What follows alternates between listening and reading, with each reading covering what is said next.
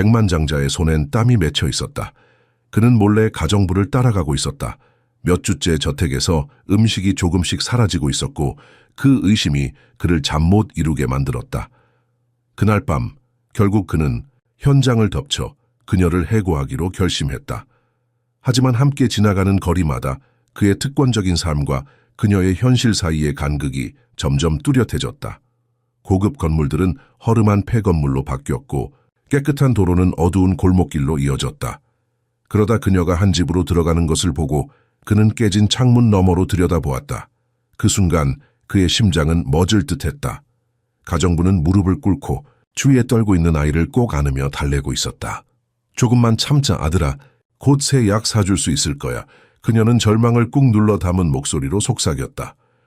그녀는 5년 동안 그의 호화로운 삶을 정리해줬지만 정작 그녀의 삶은 조용히 무너지고 있었던 것이다. 그가 며칠 뒤에 알게 된 진실과 그가 내린 파격적인 결정은 곧 대한민국 전역에서 큰 화제가 되었다. 구독과 댓글 잊지 마세요. 이 감동적인 이야기를 어디서 보고 계신가요? 여러분이 계신 도시를 아래에 남겨주세요. 제1장. 사라진 음식의 미스터리. 최대현은 수십 년 동안 절대적인 사치 속에서 살아온 부유한 사업가였다. 그는 부산 해운대에 있는 자신의 고급 저택에서 작은 양의 음식이 사라지고 있다는 것을 발견했다. 최대현의 손은 가정부 박순희를 몰래 미행하기 위해 준비하면서 긴장으로 떨리고 있었다. 몇 주 동안 그를 괴롭혀 온 의심이 이제 행동으로 옮겨질 순간이었다. 오늘 밤 마침내 그는 그녀를 현장에서 잡을 것이다. 도둑질이라니 믿을 수 없군. 최대현은 고급 수입 양복을 입으면서 중얼거렸다. 70대 중반의 나이에도 불구하고 그는 늘 완벽한 모습을 유지했다. 그의 백발은 정교하게 다듬어져 있었고 손톱은 반짝거렸다. 재벌 3세인 그는 평생 다른 사람들의 노력으로 부를 쌓았다. 박순희가 퇴근하는 시간이 되자 최대현은 자신의 독일산 고급 세단을 몰고 저택의 뒷문에 주차했다. 헤드라이트를 끄고 기다렸다. 정확히 오후 7시 30분 그녀는 2개의 무거운 가방을 들고 나왔다. 최대현의 가슴이 조여들었다. 그의 의심이 맞아떨어지고 있었다. 그들이 지나간 각 거리마다 그의 특권층 세계와 이 여성의 삶 사이의 간극은 더욱 분명해졌다. 우아한 건물들이 낡고 무너져가는 구조물들로 바뀌었고 깨끗한 거리는 좁고 어두운 골목길로 변했다. 부산의 가장 화려한 지역에서 겨우 30분 거리에 이런 곳이 있다는 사실이 그를 충격에 빠뜨렸다. 박순희가 어두운 골목길로 들어섰을 때 최대현은 망설였다. 이런 위험해 보이는 곳에 발을 들여놓는 것은 처음이었다. 여기까지 와야 하나? 그는 자문했다. 하지만 내면의 목소리가 그를 앞으로 밀어붙였다. 그의 인생을 형성해 온 그 지속적인 의심과 불신이 그를 움직이게 했다. 얼어붙을 듯한 겨울 밤이었다. 해운대의 바다에서 불어오는 차가운 바람이 최대현의 얼굴을 때렸다. 그는 자신의 고급 캐시미어 코트를 더 단단히 여몄다. 박순희는 도심의 한 허름한 아파트 단지로 향했다. 구룡마을이라 불리는 이곳은 한국의 경제 기적의 그늘에 남겨진 곳이었다. 증기로 흐려진 창문을 통해 그가 목격한 장면은 그를 그 자리에 못 박혔다. 박순희는 무릎을 꿇고 떨고 있는 아이를 진정시키려 하고 있었다. 조금만 참아 내 아들 곧 네 새 약을 살 수 있을 거야. 그녀는 억눌린 절망을 담은 말을 속삭였다. 최대현의 눈은 방 안의 세부 사항에 고정되었다. 벽에 기대어 있는 목발, 비어있는 약병들, 바닥에 펼쳐진 침대. 5년 동안 이 여자는 그의 호화로운 삶을 정리해왔고 동시에 그녀 자신의 존재는 조용히 무너져 내리고 있었다. 그날 밤 최대현은 자신의 저택으로 돌아왔지만 그의 마음은 여전히 그 작은 아파트에 남아있었다. 그가 눈을 감자 떨고 있는 아이의 이미지가 그의 정신을 스쳐 지나갔다. 그는 평생 동안 무시해왔던 세계를 목격했고 그것은 그의 영혼을 뒤흔들었다. 제2장 충격적인 발견. 최대현은 해운대의 초대형 펜트하우스에서 창문을 통해 부산의 밤 풍경을 바라보았다. 그의 마음은 여전히 몇 시간 전에 목격한 광경으로 혼란스러웠다. 75년의 삶 동안 그는 자신과 같은 사람들, 부유하고 교육받고 특권층, 과만 교류했다. 가난이란 그에게 단지 뉴스에서 보는 개념일 뿐이었다. 누구? 그는 창문을 통해 반짝이는 부산의 불빛을 바라보며 생각했다. 그의 눈이 좁아졌다. 그는 박순이 5년 동안 그의 집에서 일해온 조용한 가정부에 대해 생각했다. 항상 조용하고 항상 효율적이며 항상 눈에 띄지 않으려 노력하는 그녀. 그녀의 얼굴은 늘 공손했지만 그녀의 눈 속에는 무언가가 있었다. 그가 이전에는 결코 주목하지 않았던 지혜와 존엄의 흔적. 그날 저녁 최대현은 그녀가 가져간 가방들의 내용물에 대해 궁금해했다. 훔친 식품? 아니면 더 가치 있는 것? 그의 오랜 비서 이봉구가 사무실로 들어왔다. 이 박순희에 대해 무엇을 알고 있나? 최대현이 물었다. 이봉구는 깜짝 놀란 듯 보였다. 우리 가정부요. 별로 없습니다. 조용한 여성 항상 시간을 지키고 불평 없이 일합니다. 솔직히 말해서 사장님께서 지금까지 그녀의 이름을 언급한 적이 없는 것 같습니다. 최대현은 얼굴을 찌푸렸다. 그것은 사실이었다. 5년 동안 그는 자신의 집을 관리하는 여성의 삶에 대해 한 번도 관심을 가진 적이 없었다. 다음 날 아침 최대현은 주방에서 박순희가 정성스럽게 준비한 아침 식사를 바라보았다. 그녀의 일하는 손길에서 보이는 세심함과 정확성. 이전에는 결코 주목하지 않았던 것들이었다. 오늘 기분이 어떠세요, 박순희 씨? 최대현이 갑자기 물었다. 박순희는 놀란 듯했다. 그녀의 손에 든 주전자가 약간 흔들렸다. 괜찮습니다, 사장님. 감사합니다. 가족은 어떻습니까? 자녀가 있나요? 박순희의 눈이 불안함으로 빛났다. 그녀는 순간적으로 망설였다. 아들이 하나 있습니다, 사장님. 몇 살입니까? 10살입니다. 이름은 태우입니다. 최대현은 차를 한 모금 마시고 마치 이 정보를 처음 듣는 것처럼 고개를 끄덕였다. 어젯밤에 본 아이 태우가 그의 마음에 떠올랐다. 목발을 짚고 어렵게 걷는 아이. 사장님, 제가 뭐 잘못했습니까? 박순희가 조심스럽게 물었다. 최대현은 서둘러 대답했다. 아니요, 전혀요. 단지 당신이 여기서 5년 동안 일했는데 나는 당신에 대해 거의 아는 것이 없다는 생각이 들었습니다. 박순희의 표정이 약간 누그러졌지만 여전히 조심스러웠다. 제가 그렇게 흥미로운 사람은 아닙니다, 사장님. 최대현은 차를 더 마시며 이 말에 대해 생각했다.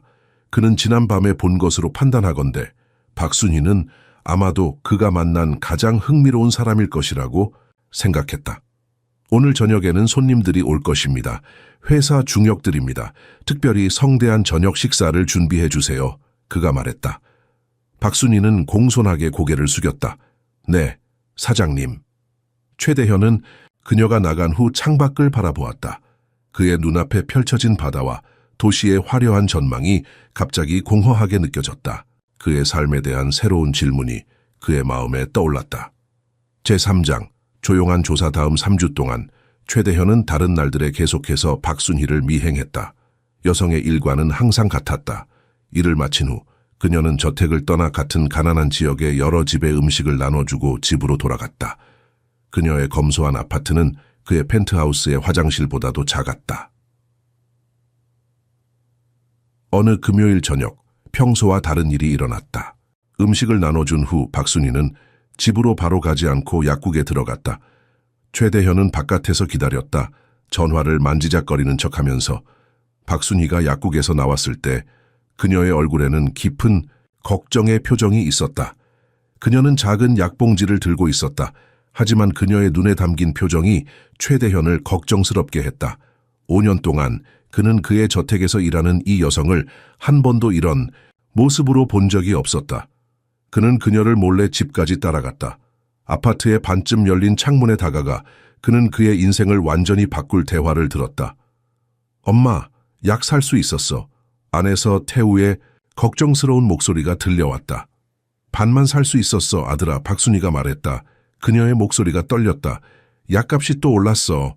다음 월급날까지는 약을 반으로 잘라서 먹어야 할 것 같아. 하지만 의사 선생님이 태우가 말을 시작했다만 나도 알아, 태우야. 어쩔 수 없어. 모든 것이 너무 비싸졌어. 다행히 적어도 우리 배는 고프지 않아.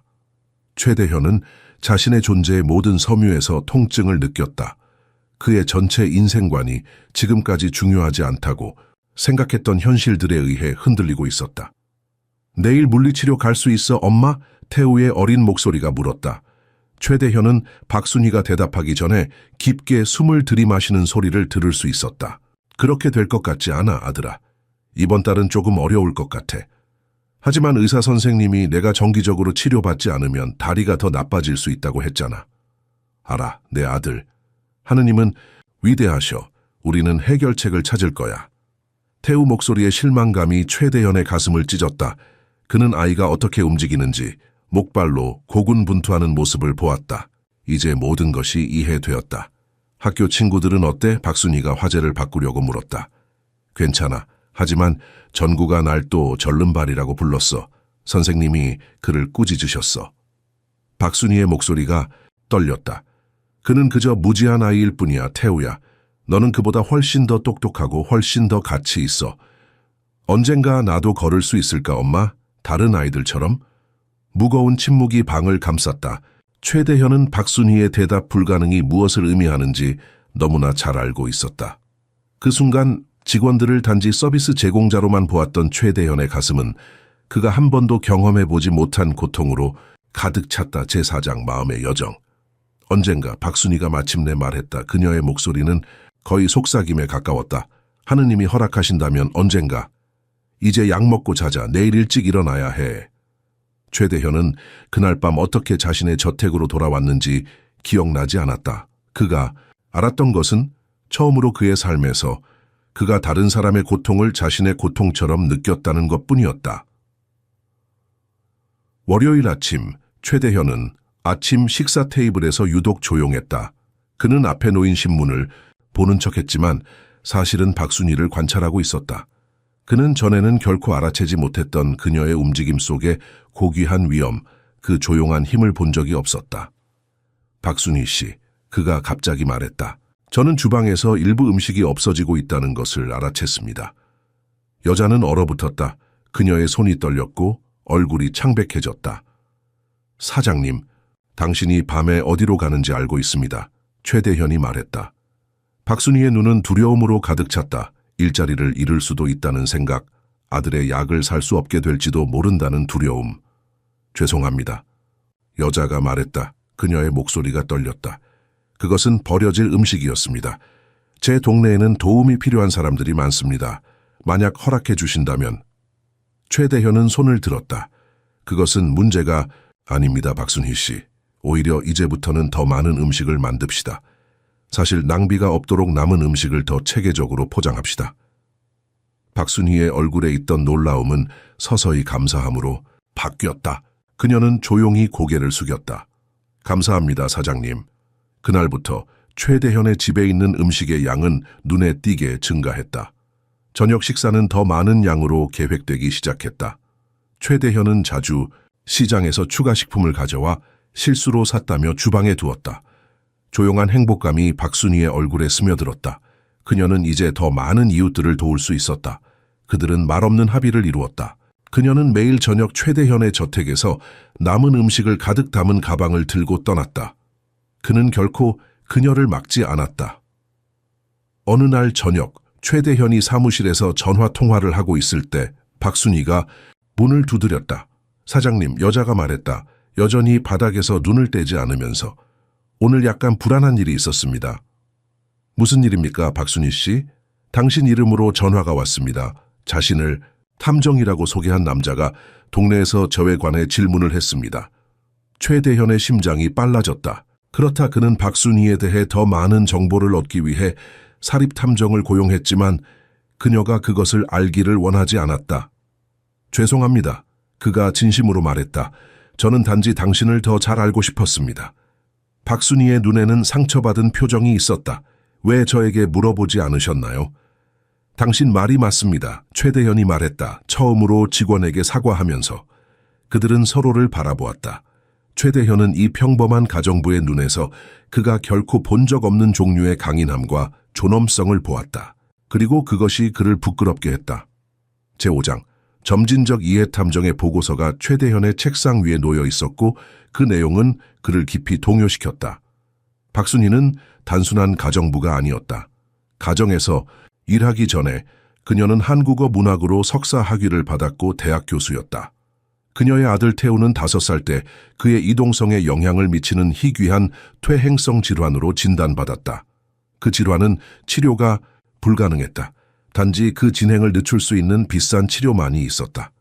박순희는 아들의 치료를 돌보기 위해 학문적 경력을 포기하고 더 유연한 일정을 제공하는 가사 일로 전환했다.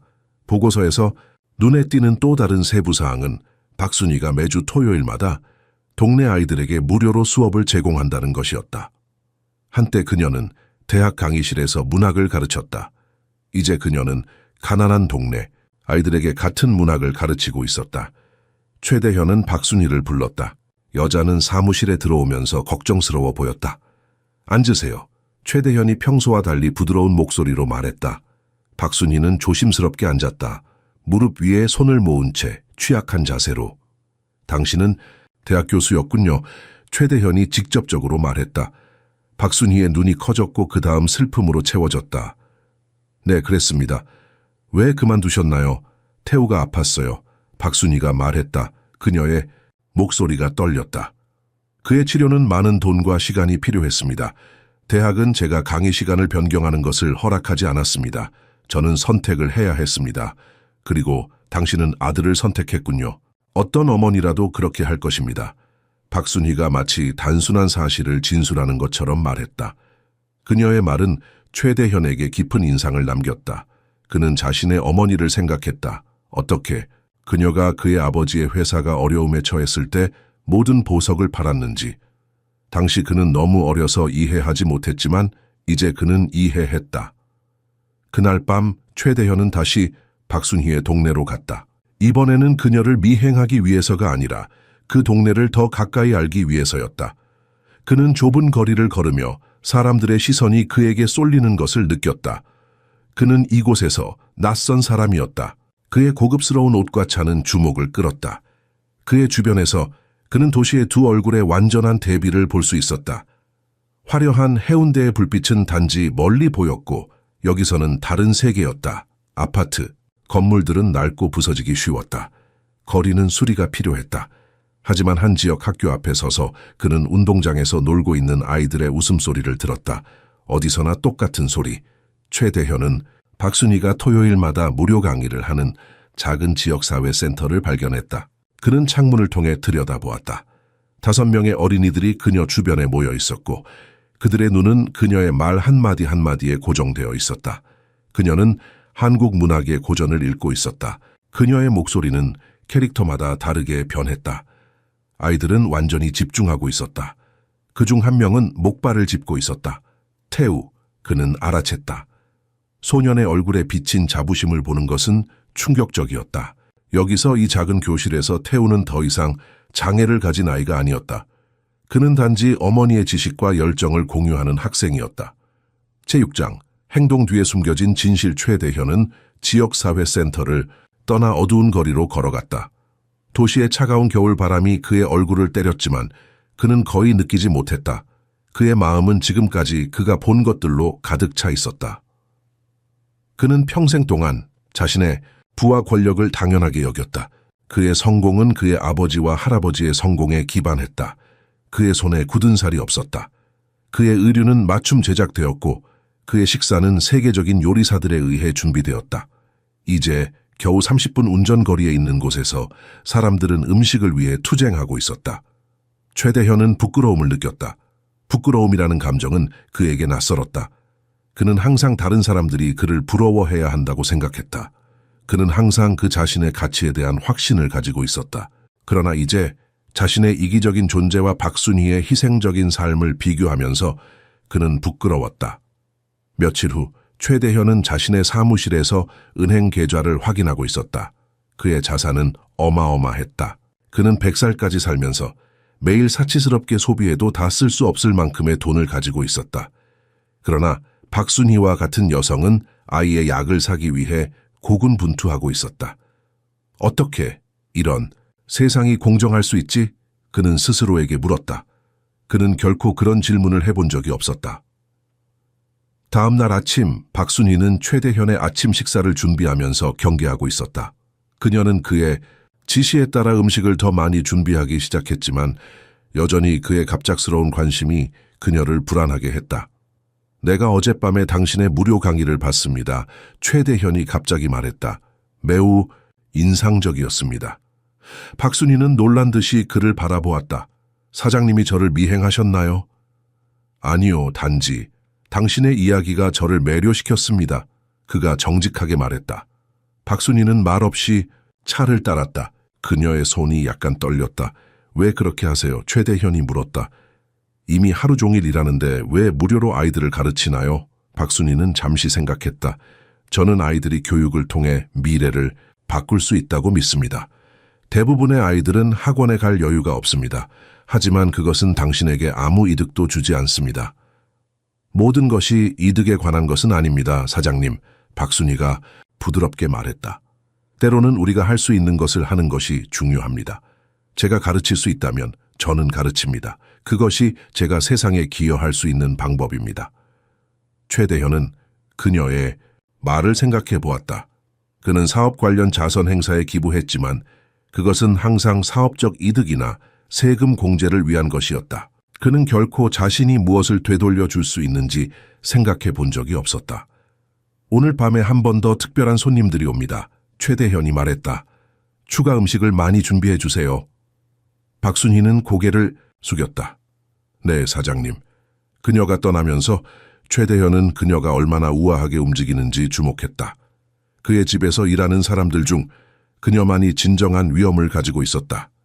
그것은 돈으로 살 수 없는 종류의 존엄성이었다. 제7장, 박순희의 진정한 집. 그날 저녁, 최대현은 박순희가 퇴근한 후 자신의 운전기사에게 전화했다. 오늘은 필요 없을 것 같습니다. 제가 직접 운전하겠습니다. 그가 말했다. 그는 부산의 번화한 거리를 지나 구룡마을로 향했다. 박순희가 음식을 나눠주던 첫 번째 집 앞에 주차했다. 문을 두드렸을 때 나이 든 여성이 문을 열었다. 그녀는 최대현을 보고 놀란 표정을 지었다. 안녕하세요. 그가 말했다. 자신이 얼마나 어색하게 들리는지 알면서 저는 박순희의 고용주입니다. 노인은 경계하는 눈으로 그를 바라보았다. 무슨 일로 오셨나요? 그녀에 대해 더 알고 싶었습니다. 그가 정직하게 말했다. 노인은 망설이다가 그를 안으로 들어오게 했다. 작고 단정한 아파트 안에는 오래된 가구가 있었지만 모든 것이 깨끗했다. 박 선생님은 천사입니다. 노인이 차를 따르며 말했다. 제 남편이 돌아가신 후 저는 혼자 남겨졌습니다. 정부 연금으로는 충분하지 않아요. 박 선생님이 음식을 가져오지 않았다면 저는 자주 굶었을 겁니다. 박 선생님이라고 부르시는군요. 최대현이 물었다. 물론이죠. 그녀는 매우 교육받은 사람입니다. 대학에서 가르쳤어요. 그녀가 왜 이런 일을 하는지 아십니까? 최대현은 고개를 끄덕였다. 그녀의 아들 때문입니다. 태우, 불쌍한 아이. 하지만 그는 매우 밝고 착한 아이입니다. 그의 어머니와 같이요. 노인의 눈에 눈물이 맺혔다.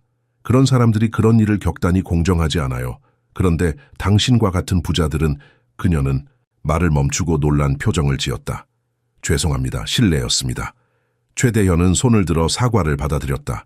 괜찮습니다. 당신은 옳습니다. 그날 저녁 그는 박순희가 음식을 나눠준 모든 집을 방문했다. 각 집에서 그는 같은 이야기를 들었다. 박순희는 단순한 가정부가 아니었다. 그녀는 이 작은 공동체의 생명선이었다. 그녀의 친절함과 존엄성은 그녀를 만나는 모든 사람들의 마음에 영향을 미쳤다. 마지막으로 최대현은 박순희의 아파트 앞에 서 있었다. 그는 망설였다. 그는 그녀의 사생활을 더 침범해야 할까? 하지만 내면의 목소리가 그를 밀어붙였다. 그가 문을 두드렸을 때 작은 발소리가 문 쪽으로 다가오는 소리가 들렸다. 문이 열리고 태우가 목발을 짚고 서 있었다. 안녕하세요? 소년이 말했다. 명백히 혼란스러워하면서. 안녕 태우. 최대현이 말했다. 갑자기 그의 목이 메었다. 내 어머니 계시니? 네. 태우가 대답했다. 여전히 의심스러운 눈으로 바라보면서. 그는 뒤로 돌아 외쳤다. 엄마, 당신 사장님이 여기 계세요. 박순희가 부엌에서 나왔다. 그녀의 손에는 여전히 젖은 행주가 들려 있었다. 그녀의 눈이 놀라움으로 커졌다. 사장님, 여기서 무슨 일이세요? 당신과 이야기하고 싶습니다. 최대현이 말했다. 제가 들어가도 될까요? 박순희는 망설였다. 그녀의 얼굴에 여러 감정이 교차했다 충격, 혼란, 약간의 두려움, 그리고 마침내 체념. 들어오세요. 그녀가 말했다. 문을 활짝 열면서 최대현은 안으로 들어갔다. 아파트는 작았지만 정갈했다. 벽에는 태우의 그림과 학교 상장들이 걸려 있었다. 작은 책장은 문학책들로 가득 차 있었다. 공간은 작았지만 그것은 집이었다. 그가 자신의 거대한 저택에서 결코 느끼지 못했던 방식으로. 제8장, 개인적 발견차라도 드시겠어요? 박순희가 물었다. 여전히 충격에서 벗어나지 못한 채. 감사합니다. 최대현이 말했다. 낮은 탁자가 있는 작은 방에 앉으면서. 태우는 호기심 어린 눈으로 그를 바라보았다. 당신이 우리 엄마의 사장님이세요? 최대현은 미소를 지었다. 그렇단다. 엄마가 당신 집이 정말 크다고 했어요. 바다가 보이는 집이라고요. 그렇단다. 최대현이 말했다. 하지만 너희 집만큼 따뜻하지는 않아. 태우는 이 말에 웃었다. 그럴 리가요. 우리 집은 겨울에 춥고 여름에는 덥거든요.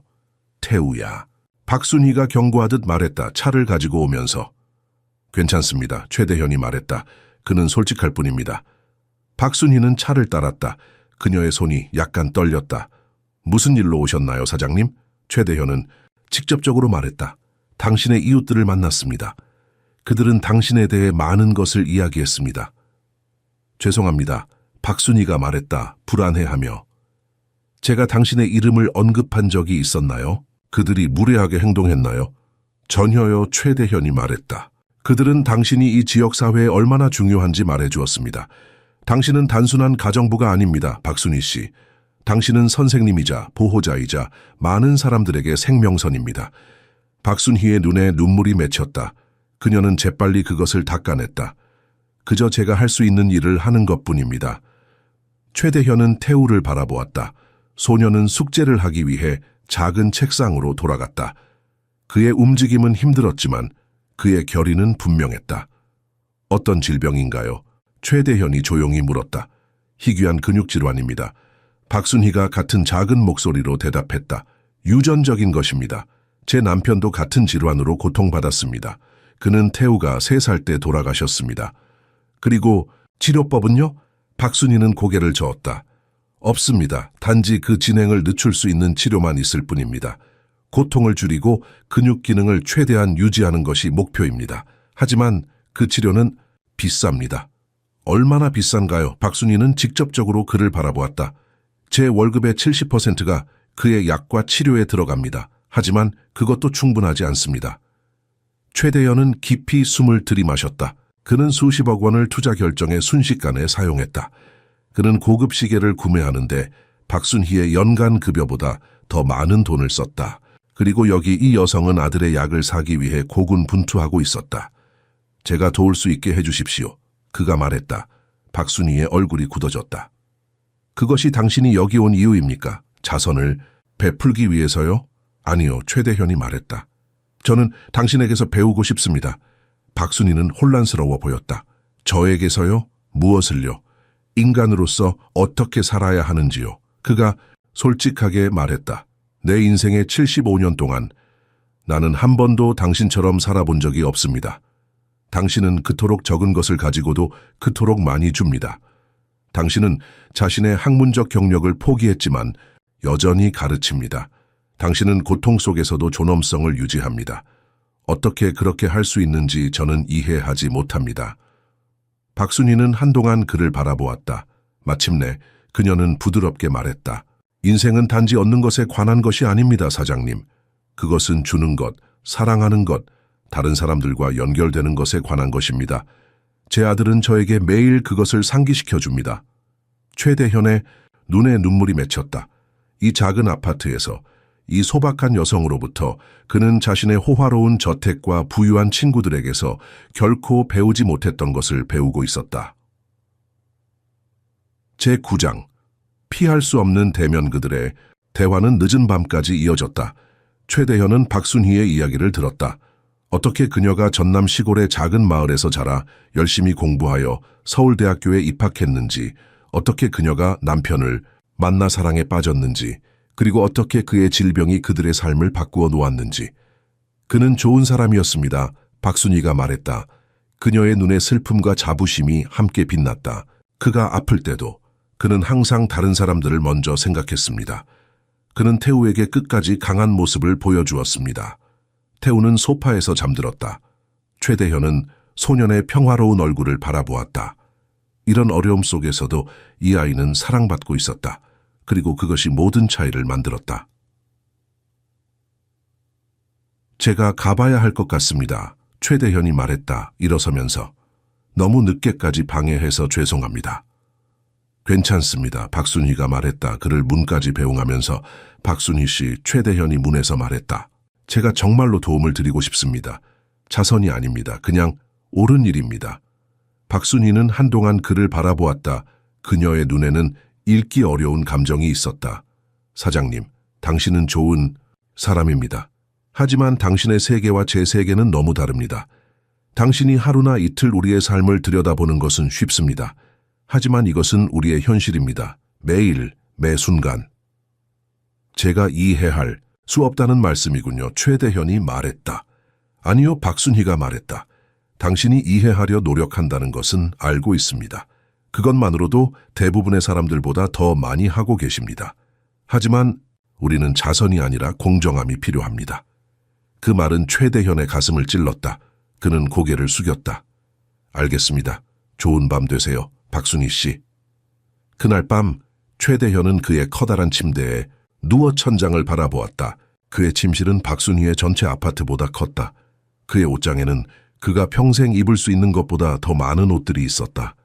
그의 시계 컬렉션은 수억 원의 가치가 있었다. 그러나 오늘 밤 그는 가난하다고 느꼈다. 그의 삶에서 의미, 목적, 연결성이 부족하다고 느꼈다. 그 후로 몇 주 동안 최대현은 그의 삶을 다른 관점에서 보기 시작했다. 그는 자신의 회사 직원들의 이름을 배우기 시작했다. 그는 그들의 이야기에 귀를 기울였다. 그는 자신의 소비 습관을 다시 생각했다.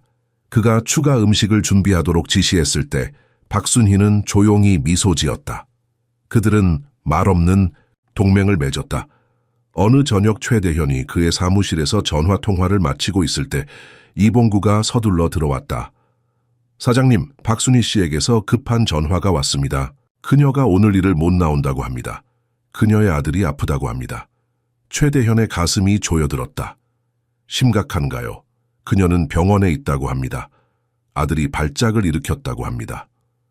최대현은 즉시 일어섰다. 어느 병원입니까? 시티 쪽 구룡지역 병원입니다. 하지만 사장님, 당신이 직접 가실 필요는 없습니다. 제가 새 가정부를 찾아. 차를 준비하세요. 최대현이 말을 잘랐다. 지금, 당장. 이봉구는 놀란 표정을 지었지만 고개를 숙였다. 네, 사장님. 최대현은 자신의 코트를 집어들고 서둘러 나갔다. 그의 마음속에는 단 하나의 생각만 있었다. 태우, 그 용감한 작은 소년이 위험에 처해 있었다. 제10장, 완전한 진실의 발견. 최대현의 차가 구룡지역 병원 앞에 멈춰 섰다. 이 낡은 건물은 그가 평소에 다니는 고급 사립병원과는 너무나 달랐다. 벽의 페인트는 벗겨져 있었고 대기실은 환자들로 가득 차 있었다. 접수대에서 그는 태우의 병실 번호를 물었다. 간호사는 그를 의심스럽게 바라보았다. 그의 비싼 양복과 시계는 이곳에서 눈에 띄었다. 죄송합니다만 가족이 아니시면 방문하실 수 없습니다. 그녀가 말했다. 저는 친구입니다. 최대현이 말했다. 이 말이 얼마나 이상하게 들리는지 깨닫지 못한 채 사건 7호입니다. 간호사가 마지못해 말했다. 최대현은 엘리베이터를 타고 4층으로 올라갔다. 복도를 따라 걸으며 그는 병원의 상태를 주목했다. 장비는 낡았고 직원들은 지쳐 보였다. 이것이 대부분의 한국인들이 의지하는 의료 시스템이었다. 그가 결코 경험할 필요가 없었던 세계. 사직 7호 앞에 도착했을 때 그는 반쯤 열린 문 너머로 박순희의 목소리를 들었다. 그녀는 누군가와 대화하고 있었다. 의사인 것 같았다. 증상이 악화되고 있습니다. 의사가 말하고 있었다. 약의 용량을 늘려야 합니다. 그리고 더 정기적인 물리치료가 필요합니다. 그렇지 않으면 비용이 얼마나 들까요? 박순희의 목소리는 평소보다 약했다. 의사는 숫자를 말했다. 최대현은 숨을 멈췄다. 그것은 그에게는 작은 금액이었지만 박순희의 월급으로는 감당할 수 없는 액수였다. 제가 어떻게든 방법을 찾겠습니다. 박순희가 말했다. 그녀의 목소리에서 절망감이 느껴졌다. 최대현은 문을 노크했다. 방 안의 대화가 멈췄다. 문이 활짝 열리고 박순희가 충격받은 표정으로 그를 바라보았다. 사장님, 여기서 무슨 일을... 소식을 들었습니다. 최대현이 말했다. 도울 수 있을까 해서 왔습니다. 박순희의 눈에 눈물이 고였다. 그녀는 재빨리 그것을 닦아냈다. 들어오세요. 그녀가 말했다. 병실은 작았다. 태우는 침대에 누워 있었다. 창백하고 약해 보였지만 의식은 있었다. IV 주사가 그의 팔에 연결되어 있었다. 그가 최대현을 보자 약한 미소가 그의 얼굴에 스쳤다. 안녕하세요, 아저씨. 그가 말했다. 안녕, 태우야. 최대현이 말했다. 침대 옆으로 다가가면서. 기분이 어때? 괜찮아요. 소년이 말했다. 분명히 거짓말을 하면서. 엄마가 걱정하지 않게 하려고요. 그 말이 최대현의 가슴을 찔렀다. 이 어린 소년은 이미 자신의 고통보다 어머니의 걱정을 더 생각하고 있었다. 의사가 인사를 했다. 최 선생님이 친척이신가요? 아니요, 저는... 최대현이 망설였다. 박순희 씨의 고용주입니다. 의사는 이해가 안 되는 듯한 표정을 지었다. 이런 일은 한국에서 일반적이지 않았다. 부유한 고용주가 가정부의 아픈 자녀를 방문하는 것은... 저는 의사와 얘기를 좀 나눠봐야 할 것 같습니다. 최대현이 말했다. 박순희가 급히 끼어들었다. 사장님, 정말 고맙지만 이건 우리 가족의 문제입니다. 당신이 걱정할 필요는... 걱정이 아닙니다. 최대현이 말했다. 관심입니다. 의사 선생님, 제가 당신과 개인적으로 대화할 수 있을까요? 의사는 박순희를 바라보았다. 그녀는 마지못해 고개를 끄덕였다. 두 남자는 복도로 나갔다. 태우의 상태가 어떤가요? 최대현이 물었다. 진행성 근위영양증입니다. 의사가 말했다. 유전적 질환이죠. 그의 아버지도 같은 질환이었습니다. 완치는 불가능합니다. 하지만 적절한 치료로 삶의 질을 향상시키고 진행을 늦출 수 있습니다. 그리고 그 적절한 치료의 비용은 얼마입니까? 의사는 다시 숫자를 말했다. 최대현은 고개를 끄덕였다. 모든 비용을 제가 부담하겠습니다. 그가 말했다. 태우가 필요한 모든 것을 받을 수 있도록 해주세요. 의사의 눈이 커졌다. 하지만 선생님, 이건 장기적인 치료입니다. 비용이 계속... 문제 없습니다. 최대현이 말했다. 제 개인 비서가 모든 세부 사항을 처리할 것입니다. 하지만 한 가지 부탁이 있습니다. 무엇입니까? 박순희 씨에게 말하지 마세요. 적어도 지금은요. 그녀는 자존심이 강합니다.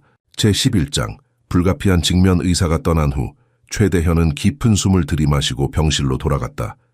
박순희는 태우의 이마에 차가운 수건을 대고 있었다. 그녀의 얼굴에는 피로와 걱정이 깊게 새겨져 있었다. 의사가 뭐라고 했나요? 그녀가 물었다. 눈을 들지 않고.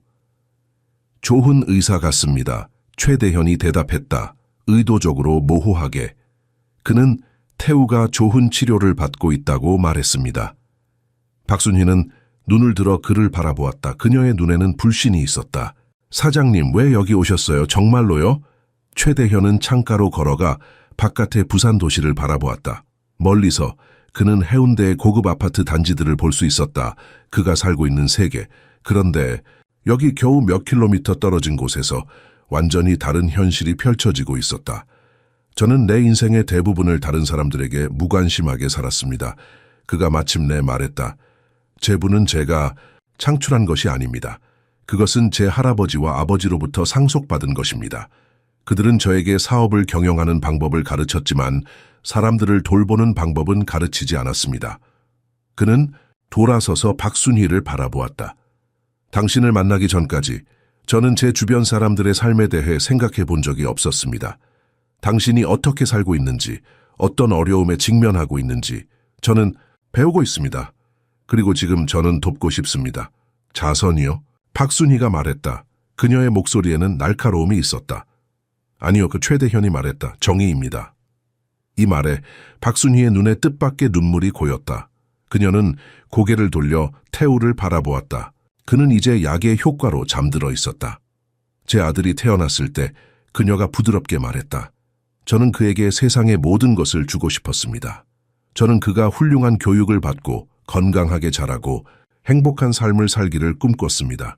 그런 다음 그의 아버지가 아프기 시작했고 그리고 우리는 태우 역시 같은 질병을 가지고 있다는 것을 알게 되었습니다. 그녀의 목소리가 떨렸다.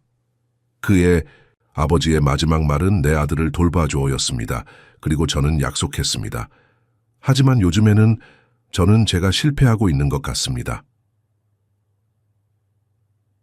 최대현은 침대 반대편에 서서 박순희의 손에 자신의 손을 올려놓았다. 그것은 자연스러운 제스처였지만 그들 둘 다 놀랐다. 당신은 실패하지 않았습니다. 그가 말했다. 태우는 놀라운 아이입니다. 강하고 지적이고 배려심이 깊습니다. 그것은 당신 덕분입니다.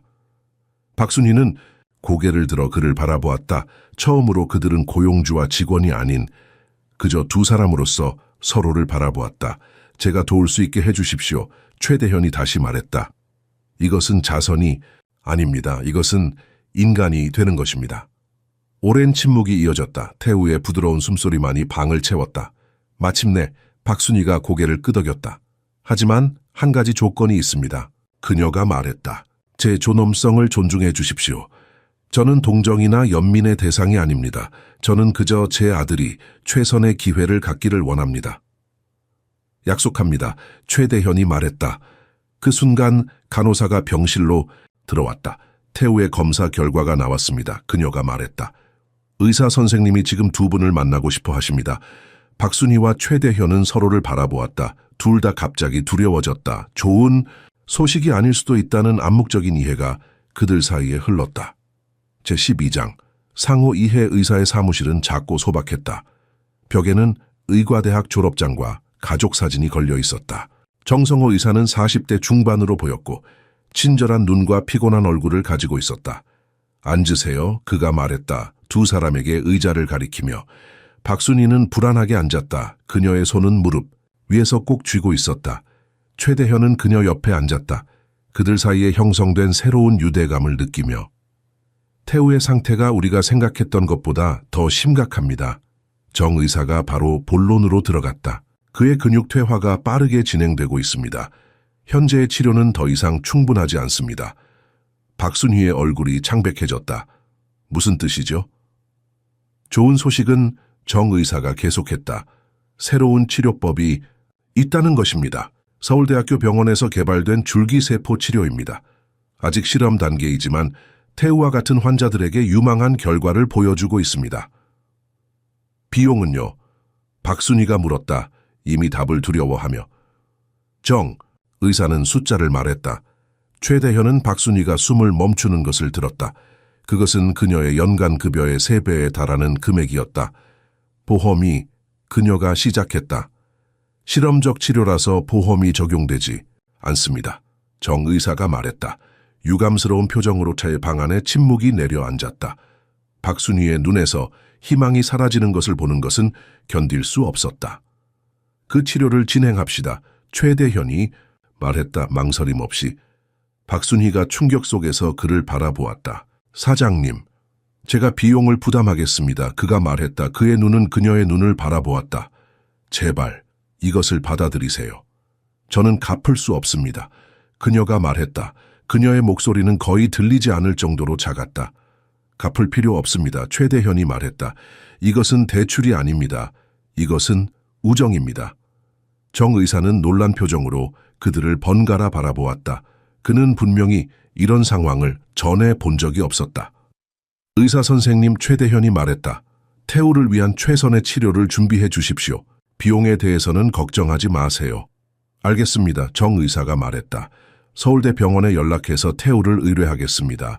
그들은 일주일 내에 그를 볼 수 있을 것입니다. 최대현과 박순희가 병원을 나왔을 때 하늘은 어두워지고 있었다.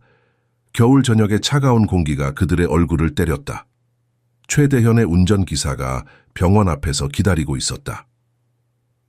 태우가 입원해 있는 동안 당신은 어디서 지내실 겁니까? 최대현이 물었다. 병원에서요. 박순희가 말했다. 그들이 제게 의자를 제공할 것입니다. 그건 안 됩니다. 최대현이 말했다. 당신도 휴식이 필요합니다. 제 아파트가 병원 근처에 있습니다. 사용하지 않는 방이 있습니다. 그곳에서 지내세요. 박순희는 망설였다. 저는 그럴 수 없습니다. 그것은 부적절합니다. 최대현은 그녀의 우려를 이해했다.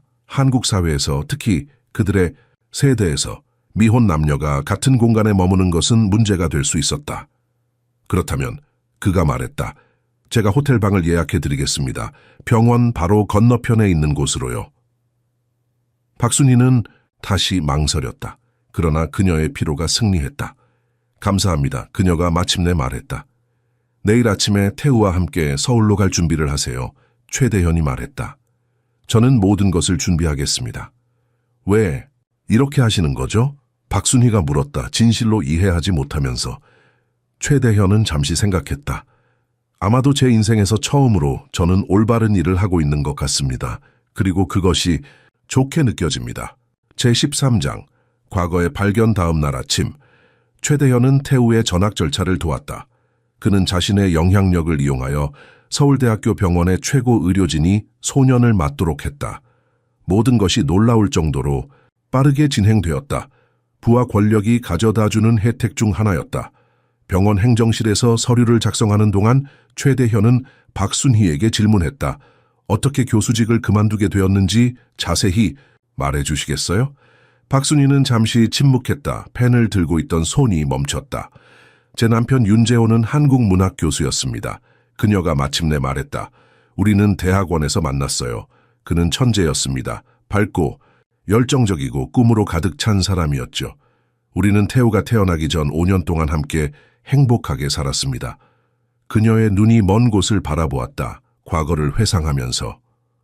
태우가 3살 때 재호가 처음으로 증상을 보이기 시작했습니다. 처음에는 가벼운 실수들이었어요.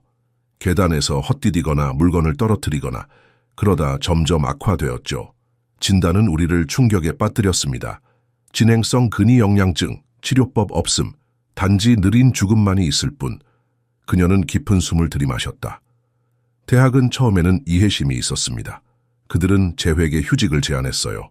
하지만 그의 치료비가 쌓이기 시작했고 보험은 충분하지 않았습니다. 저는 제 강의 일정을 바꾸려고 했지만 학과장은 거부했어요. 다른 교수들도 가족이 있다고 말하면서요. 그녀의 목소리에는 쓴맛이 있었다. 결국 저는 선택해야 했습니다. 제 경력이냐, 제 가족이냐. 그것은 선택이 아니었습니다. 저는 사직서를 제출했고 시간이 더 유연한 일을 찾았습니다. 처음에는 번역 일을 했어요. 그러다 가정교사가 되었고 마침내 가사 도우미가 되었죠. 그리고 당신의 남편은? 최대현이 부드럽게 물었다. 2년 후에 돌아가셨습니다. 박순희가 말했다. 그녀의 목소리는 차분했지만 깊은 슬픔이 담겨 있었다. 그는 마지막 순간까지 싸웠어요. 그는 태우를 위해 강한 모습을 보여주려고 했습니다. 그가 돌아가신 날 밤, 태우와 저는 그의 침대 옆에 앉아 그가 가장 좋아하는 시를 읽어주었습니다. 윤동주의 서시였어요. 죽는 날까지 하늘을 우러러 한 점 부끄럼이 없기를.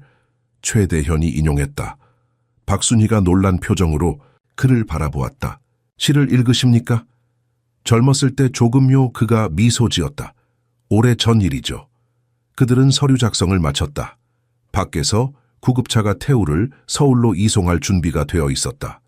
최대현의 차가 그 뒤를 따를 것이었다. 제 기사가 당신을 서울까지 모실 겁니다. 최대현이 말했다. 저는 내일 합류하겠습니다. 몇 가지 정리할 일이 있어서요. 당신은 이미 충분히 많은 일을 하고 계십니다. 박순희가 말했다. 당신의 삶을 방해하고 싶지 않아요. 방해가 아닙니다. 최대현이 말했다.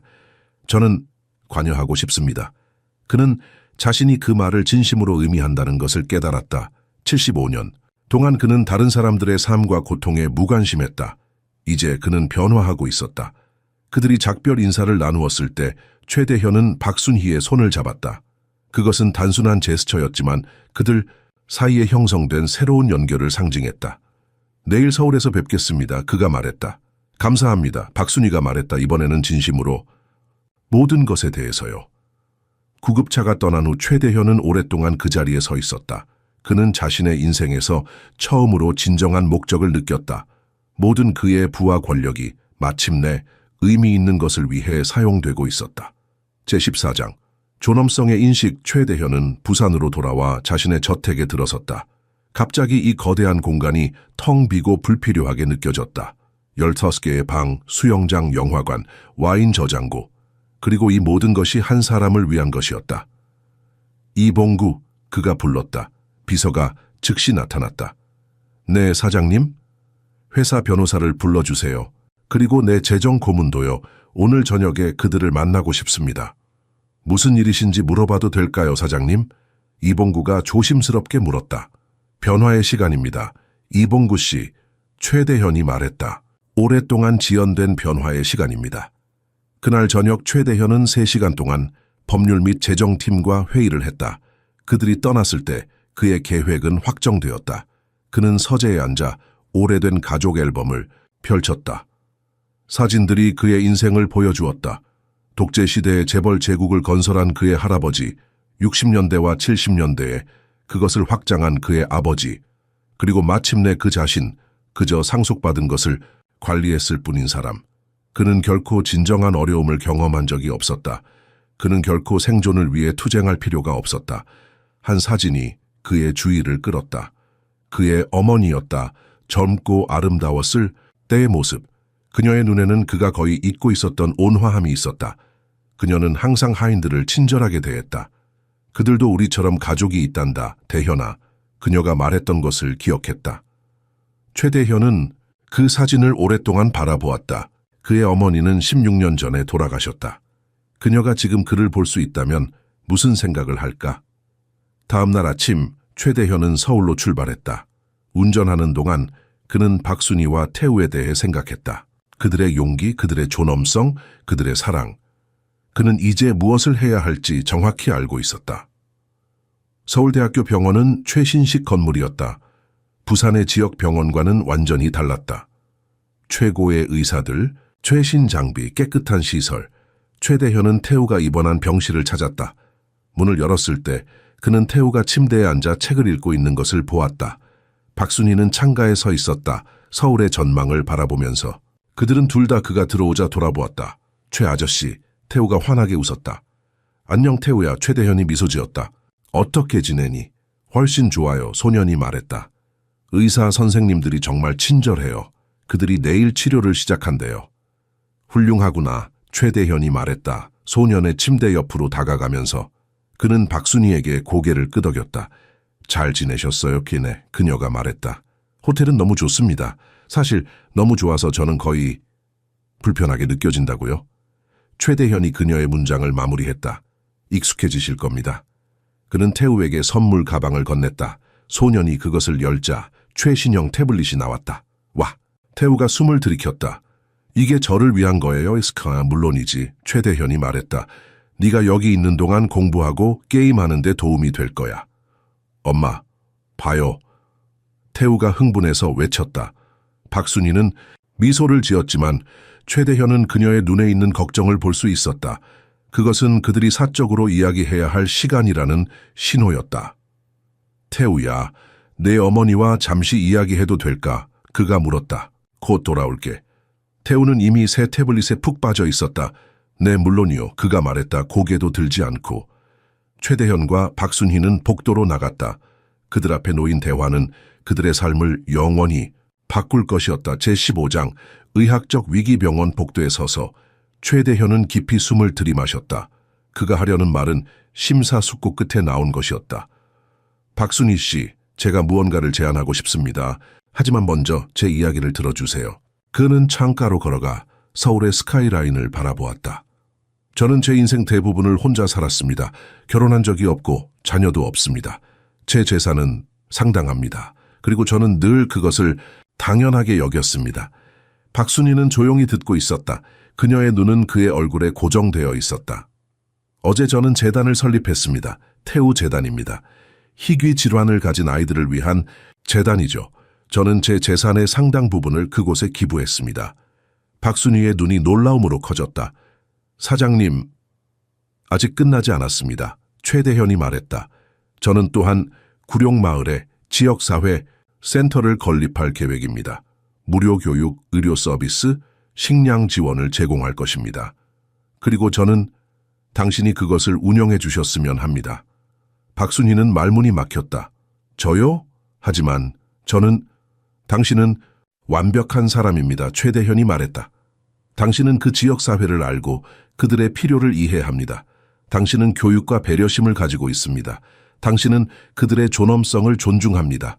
그들의 대화는 간호사가 급하게 달려오면서 중단되었다. 박씨, 그녀가 외쳤다. 빨리 오세요. 태우가 갑자기 상태가 나빠졌습니다. 두 사람은 즉시 태우의 병실로 달려갔다. 방에는 이미 의사들이 모여 있었다. 태우는 침대에 누워 있었다.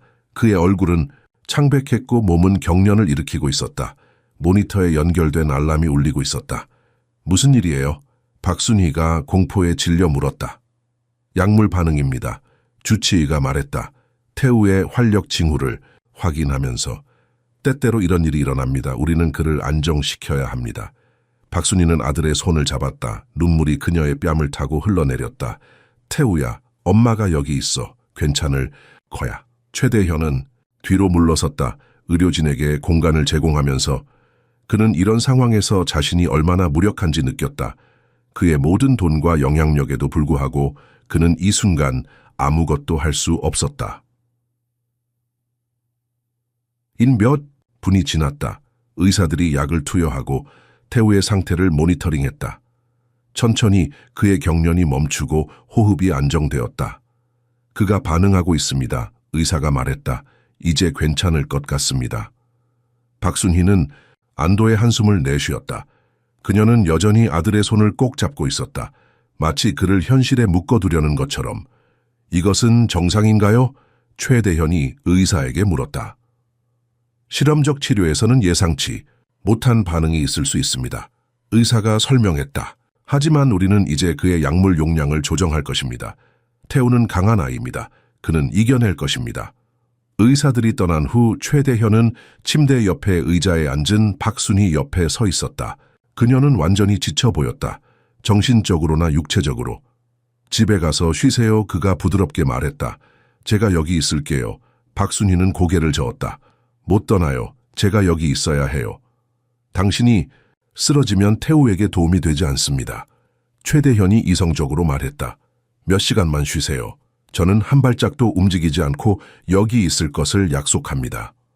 박순희는 망설였다. 그녀의 눈은 여전히 아들의 얼굴에 고정되어 있었다. 그가 깨어나면 즉시 전화드리겠습니다. 최대현이 말했다. 마침내 박순희는 동의했다. 그녀는 천천히 일어섰다. 그녀의 다리는 여러 시간 동안 앉아 있어서 뻣뻣했다. 전화기를 가까이 두세요. 그녀가 말했다. 물론이죠. 최대현이 약속했다. 그녀가 떠난 후 최대현은 태우의 침대 옆에 있는 의자에 앉았다. 그는 소년의 창백한 얼굴을 바라보았다. 이상하게도 그는 자신의 손자를 바라보는 것 같은 감정을 느꼈다. 이전에는 결코 경험하지 못했던 감정이었다. 제16장 결정의 순간 최대현은 병실의 작은 의자에서 밤을 보냈다. 그의 목은 뻣뻣했고 등은 아팠지만 그는 태우 곁을 떠나지 않았다. 그가 약속했기 때문이었다. 새벽 4시경 태우가 움직이기 시작했다. 최대현은 즉시 깨어났다. 엄마? 소년이 희미하게 불렀다. 엄마는 잠시 쉬고 계시단다. 최대현이 말했다. 침대 쪽으로 기울이면서 기분이 어떠니? 태우야. 목이 말라요. 소년이 말했다. 최대현은 재빨리 물을 가져와 태우가 마실 수 있게 도왔다. 소년의 손이 여전히 약간 떨리고 있었다. 제가 엄마에게 전화할게. 최대현이 말했다. 아니요, 괜찮아요. 태우가 말했다. 놀랍도록 어른스러운 이해심으로. 엄마는 쉬셔야 해요. 그녀는 너무 열심히 일하세요. 최대현은 소년을 바라보았다. 그의 존재에 대한 새로운 존경심이 솟아올랐다. 이 10살 아이는 이미 자신보다 더 현명했다. 내 엄마는 정말 특별한 사람이구나. 최대현이 말했다. 세상에서 가장 좋은 사람이에요. 태우가 미소를 지었다. 그들은 조용히 대화를 나누었다. 최대현은 태우에게 그가 어렸을 때 부산이 어땠는지, 그가 배운 첫 번째 사업 교훈이 무엇이었는지 이야기했다. 태우는 그가 좋아하는 책과 언젠가 작가가 되고 싶다는 꿈에 대해 이야기했다. 아저씨도 꿈이 있으세요? 태우가 물었다. 질문은 최대현을 놀라게 했다. 그는 오랫동안 생각했다. 나는 항상 성공하는 것이 내 꿈이라고 생각했단다. 그가 마침내 말했다. 더 많은 돈을 벌고 더 큰 집을 갖고 더 강한 힘을 갖는 것. 하지만 이제 나는 그것이 꿈이 아니라 단지 목표였다는 것을 깨달았어. 진정한 꿈은 의미 있는 것을 남기는 것이야. 아침이 밝아올 무렵 박순희가 병실로 돌아왔다. 그녀는 태우가 깨어있고 최대현과 이야기하는 것을 보고 안도했다. 엄마, 태우가 밝게 미소를 지었다. 아들, 그녀가 말했다. 그를 부드럽게 안으면서. 기분이 어때? 훨씬 나아요. 그가 말했다. 최 아저씨가 저랑 이야기해 주셨어요. 그는 재미있는 이야기를 많이 알고 있어요. 박순희는 최대현에게 감사의 눈길을 보냈다. 밤새 여기 계셨군요. 너 약속했으니까요. 그가 간단히 말했다. 주치의가 들어와 태우를 검사했다. 반응이 좋습니다. 그가 말했다. 우리는 약물 용량을 조정했고 그가 더 잘 견디고 있습니다. 오늘 몇 가지 검사를 더 하고 내일 치료를 계속하겠습니다. 의사가 떠난 후 최대현은 일어섰다. 저도 가봐야 할 것 같습니다. 회사 일이 있어서요. 물론이죠. 박순희가 말했다. 이미 너무 많은 시간을 내주셨어요. 이날 태우야 곧 다시 볼게. 최대현이 말했다. 소년의 어깨를 가볍게 두드리면서. 네, 아저씨. 태우가 밝게 대답했다. 최대현이 문에 도달했을 때 박순희가 그를 따라 나왔다. 어제 이야기하던 것, 그녀가 말했다. 재단에 대해서요. 정말 진지하신가요? 네, 최대현이 말했다. 저는 결정했습니다. 저는 변화하고 싶습니다. 제 삶을, 제가 사업을 운영하는 방식을, 제가 세상과 상호작용하는 방식을요. 그리고 저는 당신이 저와 함께 해주셨으면 합니다. 저는 생각해 볼게요. 박순희가 말했다. 여전히 망설이면서 시간을 가지세요. 최대현이 말했다. 당신과 태우에게 지금 가장 중요한 것은 그의 회복입니다. 나머지는 기다릴 수 있습니다. 그가 복도를 걸어 나갈 때 최대현은 자신의 어깨에서 무거운 짐이 내려간 것을 느꼈다. 처음으로 그는 자신의 인생이 올바른 방향으로 가고 있다고 느꼈다. 제17장 내면의 변화구로부터 3개월이 지났다. 봄이 한국을 변화시켰고 최대현의 삶 또한 변화했다. 태우의 치료는 점진적으로 성공을 거두고 있었다. 실험적인 줄기세포 치료는 그의 근육 퇴화를 늦추었고 그의 이동성을 약간 향상시켰다. 그는 여전히 목발이 필요했지만 이제 더 오래 더 적은 통증으로 걸을 수 있었다. 최대현은 서울과 부산을 오가며 분주하게 지냈다. 그는 태우재단을 공식적으로 설립했고 그의 저택의 일부를 재단 본부로 변경했다. 그의 주택관리인과 운전기사는 이제 재단에서 일했다. 그는 스스로 더 작은 아파트로 이사했다. 여전히 고급스러웠지만 그의 이전 집의 화장실보다 겨우 조금 더 컸다. 회사에서 그는 직원들을 놀라게 하는 변화를 시작했다. 그는 모든 직원들의 최저임금을 30% 인상했다. 그는 직원 자녀들을 위한 보육센터를 설립했다. 그는 근무 시간을 더 유연하게 만들었고 특히 아픈 가족 구성원이 있는 직원들에게 더 많은 혜택을 제공했다. 사장님이 미쳤어요. 이봉구가 비서실에서 동료들에게 말했다. 하지만 좋은 방식으로요. 구룡마을에서 지역사회 센터 건설이 시작되었다. 그것은 구룡마을 주민들에게 교육, 의료 서비스, 직업훈련을 제공할 3층 건물이 될 것이었다. 최대현은 매주 건설 현장을 방문했고 자주 주민들과 대화를 나눴다. 어느 날 그는 서울대학교 병원의 주치의를 만나기 위해 서울로 갔다. 태우는 잘 지내고 있습니다. 의사가 말했다. 치료는 예상보다 더 효과적입니다. 하지만요? 최대현이 물었다. 염려가 그의 목소리에 스며들었다. 그는 여전히 평생 치료가 필요할 것입니다. 의사가 말했다. 그리고 그는 완전히 회복되지는 않을 것입니다. 우리는 질병의 진행을 늦출 수 있지만 완치할 수는 없습니다. 최대현은 고개를 끄덕였다. 알고 있습니다. 하지만 그는 더 나은 삶의 질을 가질 것입니다. 그리고 그것은 큰 변화입니다. 의사는 자신의 안경을 조정했다. 최 선생님, 제가 솔직히 말해도 될까요? 저는 20년 동안 의사로 일해왔습니다. 당신과 같은 사람들, 부유하고 영향력 있는 사람들, 은택에 자신의 문제에만 관심이 있습니다. 당신이 태우와 박 씨를 위해 하고 있는 일은 특별합니다. 최대현은 미소를 지었다. 특별한 사람은 제가 아닙니다. 의사 선생님, 그들입니다. 병원에서 나오면서 최대현은 태우에게 전화했다. 소녀는 이제 서울의 한 호텔 스위트룸에서 어머니와 함께 머물고 있었다. 치료를 계속하기 위해. 안녕 태우야, 그가 말했다. 오늘 어땠니? 정말 좋았어요, 아저씨. 태우가 흥분해서 말했다. 오늘 저는 목발 없이 10걸음을 걸었어요. 최대현의 가슴이 기쁨으로 부풀었다. 대단하구나. 너는 정말 용감한 아이야. 아저씨가 오늘 밤 저녁 식사하러 오세요. 태우가 물었다. 물론이지. 최대현이 말했다. 요 7시에 보자. 그는 전화를 끊고 거리를 걸었다. 그는 오늘 중요한 문서를 가지고 있었다. 박순희에게 보여주기 위한 것. 그녀가 어떻게 반응할지 그는 확신할 수 없었다. 사의 양복을 입고 머리를 깔끔하게 정리하고 최대현은 평생 처음으로 긴장했다. 그는 오랫동안 결정하지 못했던 것을 마침내 결정했다. 그리고 그것은 그의 인생을 영원히 바꿀 것이었다.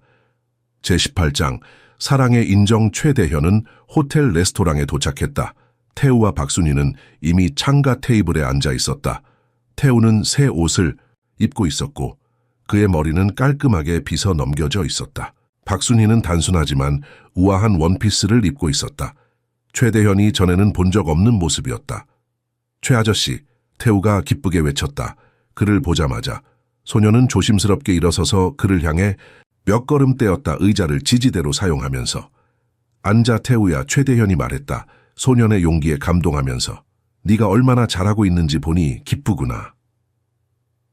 의사 선생님이 제가 상상 이상으로 잘하고 있다고 했어요. 태우가 자랑스럽게 말했다. 최대현은 박순희를 바라보았다. 그녀의 눈에는 평화와 안도가 있었다. 그가 처음 만났을 때의 지속적인 걱정과는 다른 모습이었다. 식사는 즐겁게 진행되었다. 태우는 자신의 치료, 새로 사귄 친구들, 그리고 최근에 읽은 책들에 대해 이야기했다. 박순희는 주로 듣고 있었지만 가끔 미소를 지으며 대화에 참여했다. 디저트 후 최대현은 태우에게 새 게임을 하나 건넸다. 레스토랑 로비에 있는 게임실에 가서 이것을 해보는 게 어떠니? 15분만이야. 엄마와 중요한 이야기를 나눠야 해서. 태우는 게임을 보고 눈이 빛났다. 정말요? 갈게요. 로비 직원이 태우를 게임실로 안내했다. 그들이 혼자 남자. 최대현은 긴장한 듯 자신의 주머니를 만졌다. 박순희 씨, 그가 시작했다. 지난 몇 개월 동안 저는 제 인생에서 가장 의미 있는 변화를 경험했습니다. 저는 그것이 모두 당신과 태우 덕분이라는 것을 알고 있습니다. 박순희는 그의 진지한 어조에 놀란 듯했다. 사장님, 더 이상 저를 사장님이라고 부르지 마세요. 그가 말했다. 저는 더 이상 당신의 고용주가 아닙니다. 저는 당신의 친구가 되고 싶습니다. 어쩌면 그 이상도요. 그는 서류가 든 봉투를 꺼내 테이블 위에 놓았다. 이것은 구룡마을 지역사회센터의 소유권 문서입니다. 당신 이름으로요. 그리고 태우 재단의 이사회 자리도 있습니다. 급여가 매우 좋습니다. 당신의 경험, 교육, 그리고 무엇보다도 당신의 가슴은 그 자리에 완벽합니다. 박순희는 서류를 바라보았다. 충격으로 말을 잇지 못했다. 당신이 더 이상 가정부로 일할 필요가 없습니다. 최대현이 계속했다. 당신은 교육자로, 리더로 변화를 만드는 사람으로 일할 수 있습니다. 이것은 너무 많습니다. 박순희가 마침내 말했다. 그녀의 목소리는 감정으로 떨렸다. 충분하지 않습니다. 최대현이 말했다. 당신이 제게 가르쳐 준 것에 비하면요. 제가 뭘 가르쳐 드렸죠? 그녀가 물었다. 인간으로 사는 법을요. 그가 단순하게 말했다. 저는 75년 동안 살아왔지만 당신을 만나기 전까지는 진정으로 살지 않았습니다. 박순희의 눈에 눈물이 고였다. 사람들은 뭐라고 할까요? 그들은 당신이 왜 저와 태우를 돕는지 이해하지 못할 거예요. 최대현은 부드럽게 그녀의 손을 잡았다. 다른 사람들이 뭐라고 생각하든 신경 쓰지 않습니다.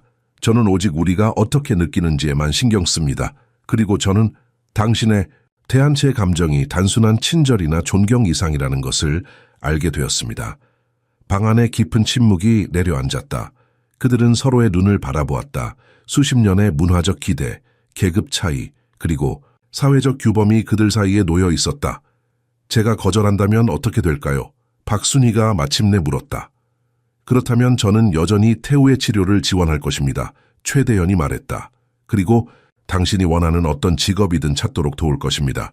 제 감정은 조건부가 아닙니다. 박순희는 천천히 고개를 끄덕였다. 그 말을 들으니 기쁩니다. 그녀는 깊이 숨을 들이마셨다. 저도 당신에 대한 감정이 변했습니다. 하지만 우리는 천천히 가야 합니다. 태우를 위해서요. 최대현의 얼굴에 미소가 번졌다. 물론입니다. 우리는 모든 시간을 가질 수 있습니다. 태우가 게임실에서 돌아왔을 때 그는 두 어른이 손을 잡고 있는 것을 보았다. 그의 얼굴에 이해하는 미소가 번졌다. 엄마, 그가 말했다. 최 아저씨가 이제 우리와 함께 살 수 있어요?